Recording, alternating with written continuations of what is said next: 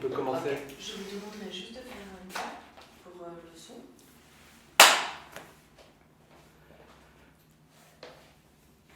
Donc, aujourd'hui, nous allons parler de Karl Abraham. Il ne s'agit pas d'un cas clinique, il s'agit d'une expertise. C'est un cas qui s'appelle l'histoire d'un chevalier d'industrie. S'il s'agit d'une expertise et pas d'un cas clinique ordinaire, il a été choisi par deux facteurs un peu aléatoires, un peu par hasard. De mon côté, parce que c'était tardif, c'est pratiquement le dernier écrit d'Abraham avant sa mort en 1925. Et puis, Carlo, que j'ai proposé de venir nous présenter, il a dit que ça le faisait penser à Berlusconi. À Silvio, oui. Ensuite, en lisant... Après, j'expliquerai pourquoi. Oui. En lisant, on voit quelques différences, mais c'était un peu un hasard, le choix de ce texte, mais je pense qu'on est bien tombé parce que c'est un texte extrêmement agréable. La personnalité de ce jeune, c'est vraiment... on est rapidement pris, non seulement par sa personnalité, mais par la description d'Abraham aussi durant ce texte. Alors, Carlo, médecin, psychiatre, dans le service de liaison du CHUV, médecin associé et psychanalyste, membre de l'ASREP. Alors, je te laisse. Merci Renato, merci à vous tous de m'avoir invité et d'avoir à ce moment-là pour présenter cet article que je ne connaissais pas et que je merci encore aussi parce que vous m'avez fait connaître quelque chose que je trouvais très intéressant. J'avais deux choix d'articles effectivement que tu m'avais donné Renato et j'ai choisi cet article assez rapidement, sans le lire. Le choix je le fais avant de le lire. Essentiellement parce que j'étais intrigué par le titre, l'histoire d'un chevalier de l'industrie à l'honneur de la psychanalyse. Et en lisant ce texte, je me suis rendu compte qu'il m'a bien parlé au sujet de ma pratique clinique de liaisonniste et d'analyste et de leur articulation, c'est-à-dire entre la pratique psychanalytique et la psychiatrie. Et ma pratique, c'est une pratique essentiellement d'experts aussi, dans l'institution. Et d'ailleurs, ce texte met en relief le rapport entre, aussi d'une certaine manière, le patient, le cas, l'expertisé, l'expert, dans ce cas psychanalyste aussi, et l'institution et la société. Une des premières considérations qui vaut la peine de relever, c'est qu'il ne s'agit pas d'un cas issu, comme tu as dit, directement de la pratique analytique d'Abraham, mais de son expertise, de l'expertise, et donc et lui est un expert en tant que médecin militaire. Donc ce n'est pas formellement le psychanalyste, mais c'est l'expert psychiatre qui se sert de ces outils, des outils de la psychanalyse dans un mandat institutionnel. Bon, c'est ce qui je trouve intéressant. Comment la psychanalyse, comment les outils psychanalytiques peuvent être utiles dans un mandat institutionnel comme celle de l'expertise par exemple. Ce qui pose la question de l'apport de la recherche et de la pratique psychanalytique au service du travail en institution, chose qui me parle, comme j'ai dit tout à l'heure, dans les expertises, comme aussi dans la médecine légale, dans ce cas, et dans la criminologie aussi. Et c'est le souhait et la conclusion de l'article d'Abraham. D'une part, la théorie psychanalytique offre à la médecine légale, il dit, des outils pour la compréhension des sujets qui dérivent de la norme. D'autre part, elle, la psychanalyse, via le transfert, constituera une voie féconde pour le traitement des patients antisociaux et la prévention de leurs délits. Alors, je ne sais pas vraiment si aujourd'hui le souhait d'Abraham a été finalement réalisé. Est-ce qu'on peut dire que ça a été réalisé aujourd'hui? Est-ce que la psychanalyse, comment dire, elle a cette fonction? Mais ça, c'est quand même une autre affaire. Abraham rencontre je rentre maintenant dans le vif du sujet. Abraham rencontre son expertisé en 1918, quand ce dernier faisait le service militaire. et il avait commis à ce moment-là déjà plusieurs délits. Délits indiqués comme escroquerie, falsification des documents, détournement et vol d'identité. Je ne vais pas dans les détails de tous les délits de cette histoire, il en a commis beaucoup, qui sont très intéressants à lire et c'est très fascinant. Je vais plutôt synthétiser les caractéristiques de ces actes délictueux. Donc, une première caractéristique, c'est une grande capacité communicationnelle de ce sujet qui lui permet d'acquérir à chaque fois et dans des contextes différents le consensus et la sympathie de ses victimes, en général des personnages de l'autre société, mais aussi des surveillants. Il n'y a pas que les autres, il y a aussi des surveillants. On verra dans ce sujet-là, des surveillants familiers en prison. Une autre caractéristique, c'est qu'il y a un intérêt et un soin de l'apparence. Il est toujours un grand seigneur, en tout cas quelqu'un qui est plus que ses moyens. Une autre caractéristique, c'est tromper ses victimes une fois arrivé au sommet, au climax de l'affaire. Donc, presque c'est venger, comme dira Abraham. Une autre caractéristique, c'est fuir et se faire rattraper régulièrement par la justice, avec des emprisonnements et des peines à payer. Une dernière caractéristique, la récursivité de son schéma. Donc, il fait à chaque fois la même chose, plus ou moins à chaque fois la même chose. La carrière de ce zélig professionnel monte en puissance et le chevalier prendra la forme de personnages et métiers différents en villes et pays différents. Virtuose de récits imaginaires, comme dit Abraham, et qui incarnera aussi différents rôles: décorateur dans un magasin, historien de l'art, officier, lieutenant et officier supérieur. Je crois qu'officier supérieur, c'est le dernier niveau auquel, avant de se faire rattraper, avant d'arriver à Abraham. En fait. Avant de devoir soutenir une expertise. Bien évidemment, une fois gagné le sommet et découvert l'arnaque, c'est la fuite. Une fois que l'arnaque est découverte par l'autre, c'est la fuite. Donc, par la loi, c'est la fuite. Et finalement, il se fait rattraper et il est reconduit à la case du départ. Et c'est le moment où Abraham le rencontre la première fois sur demande du tribunal pénal afin d'exclure une origine psychopathologique compulsive de la nature délictueuse. C'est intéressant parce qu'au fond, demander l'expertise, c'est presque un acte de sympathie vers ce sujet, parce qu'on j'imagine qu'on aurait pu emprisonner sans passer pour le doute d'un problème psychiatrique, voire d'une réhabilitation. Donc il y a encore quelque chose du pouvoir de la séduction qui a joué un rôle.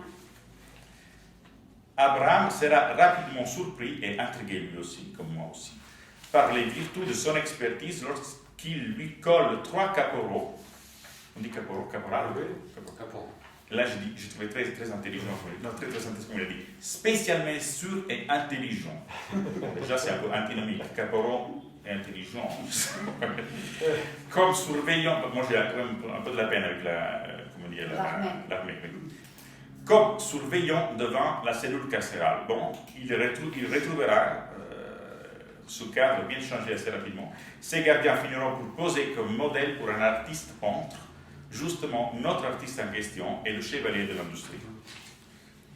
Une première observation de cet écrit concerne la notion du temps. Je trouve très intéressant ça, peut-être que c'est pas forcément la même, j'étais intrigué. Abraham est un adepte et adopte comme outil fondamental, voire essentiel de la compréhension de son cas, le dieu Chronos, le temps chronologique, dans lequel il situe les puzzles de cette énigme, c'est-à-dire l'histoire délictueuse passée au scanner d'un temps linéaire, ce qui fait bien opposition au talent du chevalier, qui c'est un chevalier du moment présent, ce qui est un des talents principaux de son expertise. Kairos, le temps du moment. Donc, autant que Abraham, il se sert de Chronos, donc il fait la chronologie et voit la scansion linéaire de ses délits, autant que l'autre, il chevauche vraiment, c'est un chevalier, le moment présent, l'instant présent. C'est un opportuniste d'une certaine manière. L'histoire criminelle débute à partir de l'âge de 5 ans. Donc en pleine dans l'Édipe, dira Abraham, dans une famille de fonctionnaires qui vivent péniblement sur le plan financier. Une famille qui vit dans la gêne, je trouve intéressant. Il est le dernier, l'expertise et le patient, le chevalier est le dernier, le plus petit, bien distancié en âge de ses frères. Donc, et il le décrit comme le fils non désiré, non aimé, non soutenu, voire détesté, méprisé par ses deux parents. Une espèce d'erreur de conception. Tout élément qui, selon Abraham, justifieront une irréductible attirance pour les gens aisés ainsi qu'une manie de passer pour un grand personnage. Donc, au fond, il décrit bien Abraham comme autant c'était au début facile pour l'expertiser de parler de ses délits et donc de le montrer, presque de jouir, de mettre en scène ce qu'il a fait et de se, comment dire, vanter, on dit vanter en français, de ses coups. Autant c'était au début difficile de parler de lui et donc de sa famille, etc. Mais il arrive à le faire. Ce désir de grimper les échelons sociaux se perpétue pendant l'adolescence de notre chevalier et sa vie de jeune adulte, profitant, je pense, aussi de l'incertitude, du traumatisme social, des interstices possibles et des occasions à pas rater qui se présentent dans un moment particulier, comme celui de la phase finale de la Première Guerre mondiale, grand moment d'incertitude, et aussi de la fin, donc de l'après la guerre. Donc, c'est des moments assez conjoncturels pour un imposteur. Et d'ailleurs, l'amnistie de fin de guerre le sauvera de sa prison. En juin 1919, il a arrêté toute solution délictueuse. C'est ce qui représente l'énigme centrale à résoudre dans cette affaire. Tout d'un coup, tout s'arrête. Il arrête de commettre des délits d'un jour à l'autre. Et Abraham dit, la solution est d'ordre psychologique. Et là, je vais schématiser un peu la séquence explicative d'Abraham.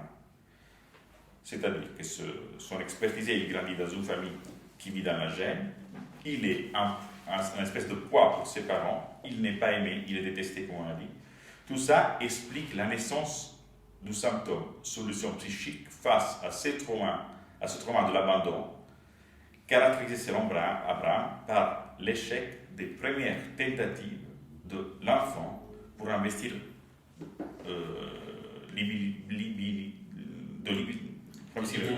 libéralement, merci beaucoup, l'objet. En d'autres termes, le symptôme comme voile de l'insoutenable du trauma, de l'insoutenable du rêve.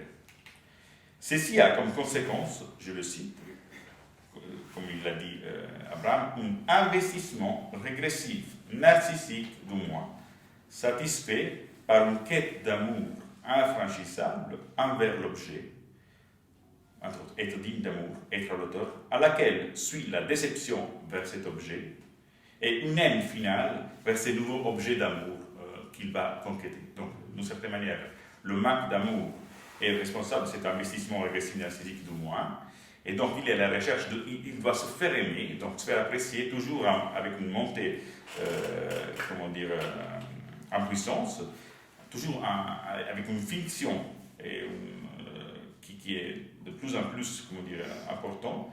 Et pour finir, il se fait aimer et une fois qu'il est arrivé au climax, une fois qu'il est arrivé à l'objectif, il se venge de ces objets d'amour, il les trompe et il se fait rattraper. Abraham évoque chez son patient une certaine jouissance, ça c'est pas un terme d'Abraham, à se faire rejeter une fois avoir gagné la confiance de l'autre, comme à confirmer et à justifier l'insatisfaction originaire, le manque originaire. La quadrature de cercle arrive avec, ça c'est quand même assez incroyable cette histoire, avec la rencontre des faveurs d'une femme veuve, aisée, beaucoup plus âgée, mère de 2 enfants déjà adultes, indépendant et émancipé. Oui, parce qu'Abraham, il continue à le voir, et il fait une deuxième expertise en 2023, et il n'a pas simplement arrêté sous ses élites. Il vit avec une femme et il fait une vie tout à fait, comment dire, correcte, etc. Travailleur, etc. Donc complètement voilà, à l'opposé, on dirait, de ce qui était avant. En l'épousant, il deviendra à la fois le mari et à la fois le fils, on prédit, d'une femme qui est aussi une hypostase maternelle. Le symptôme disparaît et le patient comble avec cette nouvelle solution la dette, parce que c'est une nouvelle solution, la dette constituée par la carence affective. Abraham l'a définie une guérison par l'amour, mais une guérison aussi temporelle, liée à la durée de la vie de cette femme, il le dit. Donc une solution qui se substitue à une autre. Parce que même le délit, c'était une solution. Même son comportement qu'il avait jusqu'à ce moment où tout est disparu. Abraham voit dans les transferts la clé thérapeutique.